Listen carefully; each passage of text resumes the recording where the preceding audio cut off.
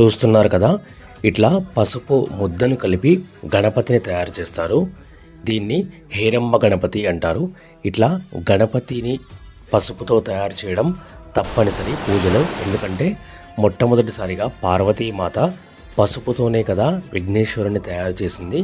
ఆ తర్వాత ఆ పసుపుతో చేసిన విఘ్నేశ్వరుడికి ప్రాణం పోయడం వల్ల ఎంత శక్తి విఘ్నేశ్వరుడికి కలిగిందో. గణపతికి ఎంతో ఇష్టమైన పాయసం, ఇక్కడ తెలంగాణలో పాశం అని కూడా అంటారు.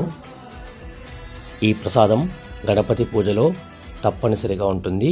ప్రత్యేకించి మొదటి రోజైతే తప్పకుండా ఉంటుంది. ఓం శుక్లాం వరదరం విష్ణుం శశివర్ణం చతుర్భుజం ప్రసన్నవదనం ధ్యాయే సర్వవిఘ్నోపశాంతయే. ఓం గణానాం త్వా గణపతికం భవామహే కవిం కవీనాముపమశ్రవస్తవం జ్యేష్ఠరాజం బ్రహ్మణాం బ్రహ్మణస్పతాయ శృణ్వన్నోతిభిశ్చేదసాగరం.